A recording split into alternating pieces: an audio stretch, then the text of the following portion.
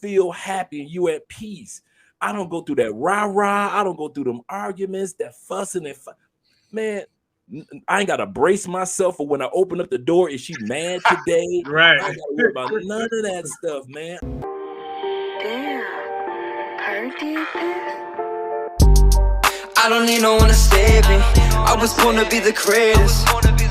All that time in that basement, all that time isn't wasted. Rapping getting faded. I just wanna tell my mom that I made it. Just wanna be the topic of the conversation. Used to rock the gold plated. Now I'm wearing gold chains like I'm famous. Okay, I'm gonna give you a list of quick seven list, guys. Y'all wanna write this list down. Number one, when it comes to the advantages of living outside the United States, is you find the real you. Having your passport, I've said this before, is just like alcohol or money. Money is going to show you the real you, just like alcohol will show you the real you, and so will having your passport will show you. Can you survive and take care of you and another person or another group of people? If you got a family outside the United States, can you do that? Your passport is going to tell you that. Will you make money, or will you have to scurry back to the United States to make money? Your passport is going to tell you that. If you're a good person to know how to network with people, even though you don't know the language, your passport is going to tell you that. So the first benefit that I can say, my passport showed me who Andre actually is on a global scale, not just in my community, which I'm already comfortable. My passport showed me that I can accomplish these things that I'm accomplishing and even more. Number two is location. I like being in South America and being countries in which I have a great location to other countries. The United States, all you got is what? You got the islands, you got Canada, which most people haven't been to if you don't live up there, and you got Mexico. That's it. You got Canada and Mexico. But down here in South America, I've got 11 other major countries that I can go to that have different. I can go to Brazil. I can go to Argentina. I can go to Ecuador. I can visit Brazil. Like my man Ace right now is in Brazil. Shout out to Ace Live. I could do all these things because of location. I couldn't do all this in the United States. Most of what you can do in the United States is what, a cruise? That's it. Yep. Number three, numero tres, that you pick up is you'll pick up tax breaks. I'm going to be doing a video this Friday on some of the major tax breaks that you get when you do not live in the United States. It will amaze you some of the exemptions that you'll receive. For example, there's a tax exemption right now, federal tax exemption that's been around for years. If you make less than $112,000, you can receive a full-scale tax exemption in regards to your federal taxes. Now you still have your medical and your Social Security taxes and funds that you want to pay on, of course. But when you file your taxes, there's a tax exempt form for you to receive an exemption of up to 100 and it was 108, but now it's $112,000 far as exemption. You don't get that in the States.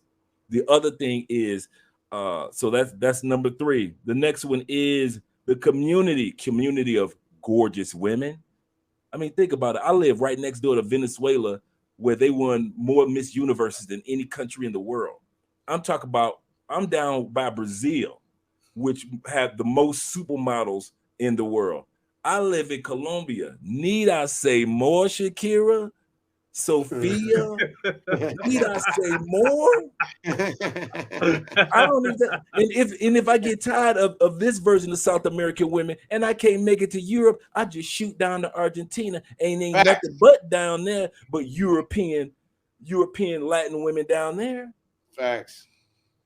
So the location is excellent. So the people here are not as stressed and are friendlier. They're more family oriented. I have not been to more family functions and events in my life. When my wife calls it family reunion. Now in the States, I'm used to family reunion like we might meet up once a year, twice a year. Colombians call family reunion every weekend. You got something to drink and some music, we dancing and we are drinking, we are talking and enjoying the day. I have yet to have that experience in the United States except for during the annual family reunion. And I'm talking about on her mom's side and her dad's side. The other thing when I say is when it comes to the people, relationships. You start to learn more about real. I remember I was messing with this Brazilian chick in the States, and she told me you don't know how to love. I was like, what? I don't know how to love, girl. You crazy. I'm a Libra. I'm a lover of love. My planet is Venus. My planet is love. What are you talking about, girl? She said, no, you don't know how to love. I came to South America. I learned what love was. They have a family affection in the Latin community, whether it be in DR or whether it be here or whether it be in Panama or Mexico. Latin communities have an affection for one another that lasts a lifetime. It's nothing for you to see the hottest young chick walking down the street with her old granddad. I ain't never seen that in the United States, ever. And it's nothing to see an attractive younger woman who is like 26, 27, 28, and she walking hand in hand in the mall with her grandmother. You don't see that in the United States because there's a sense of community. The other thing I have to agree with is, as far as community, is what Russ said.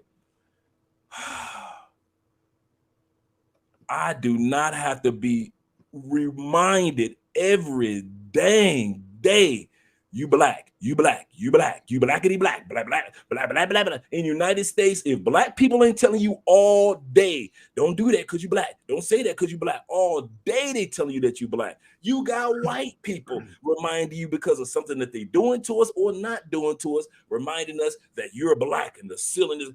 There is nobody reminding you all dang day that I know I'm black, but I'm Andre first.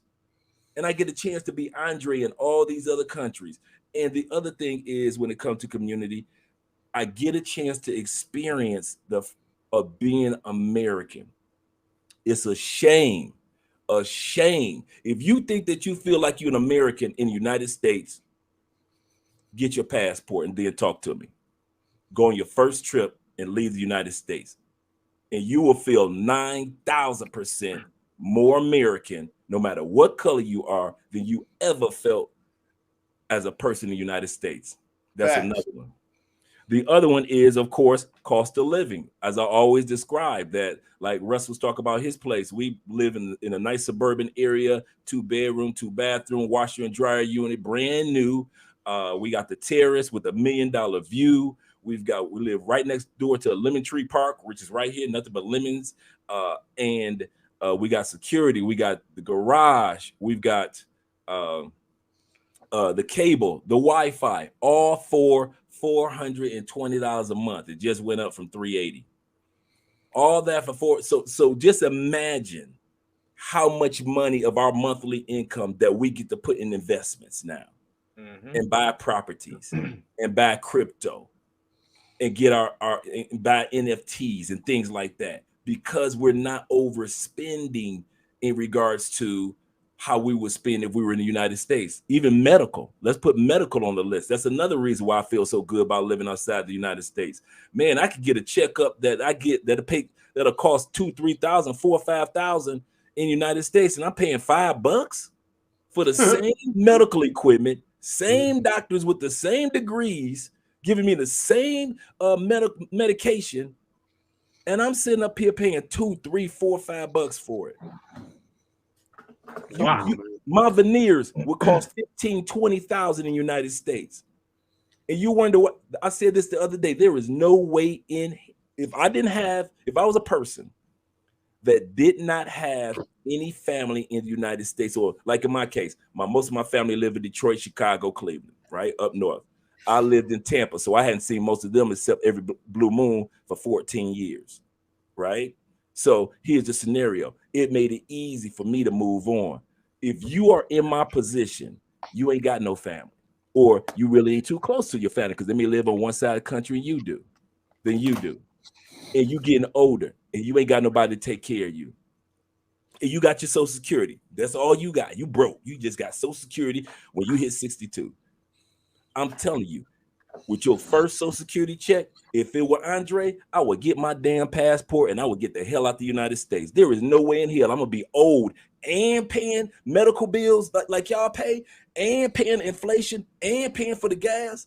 Man, down here, they fussing over $2.16 for gas. That's just too much. Y'all sitting up there paying $8, $10 per gallon. I know one girl said, she said it is cheaper. She said it is cheaper to walk than it is. She said, so I buy me a case of, she said, I buy me a case of beer and I get to stepping. That's her gas. That's her gas.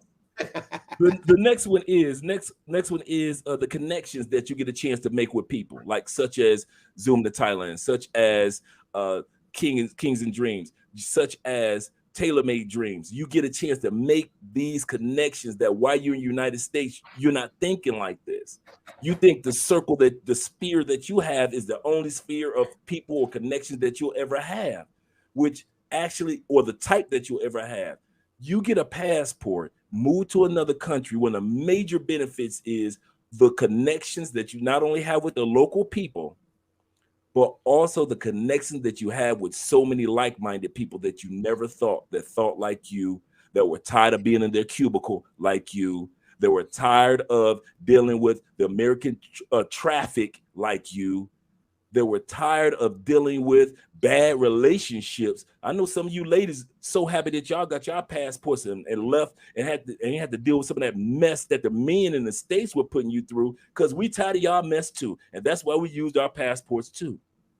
So at the end of the day, that's another benefit that you have, or benefit that I took advantage of. And the last one is, I have to say, safety. I live in Colombia. Yeah, that Colombia. Yeah, Narcos Colombia. Yeah, Netflix Colombia. And I feel safer down here than I ever felt in the crazy United States. Every time I turn around, somebody posted in the group something going on in the United States where somebody had to lose their life. Every time you turn around, I was just looking up. While the guys were talking, I just want to look this up to see if I was crazy. Do you know that the United States doesn't even rank in the top 20 safest countries in the world? Really? So what I did, I just did it. So I took the opposite. I put in unsafe countries in the world. Guess who popped up in the top 15 unsafe countries in the world? The U.S. What's the order? What's the order that, Dre? You got the order of the top 15? Yeah. I actually still have it in front of me. You know, Dre got everything. The most unsafest. Now I have the unsafest one still put up. Yeah. The unsafest ones start off with Afghanistan, Yemen, Syria, DR Congo, Pakistan, Iraq, Somalia, Nigeria, South Sudan, Central African Republic, India, Libya, Venezuela, which many of us already know, Mali, Colombia is right there. Mm. And right behind Colombia, United States. Good old US of A. So while y'all sitting back trying to criticize these other countries, while y'all living in country one, and you know it's 200 developed countries in the world, and you haven't had a chance to check out at least one or two more, you might want to think.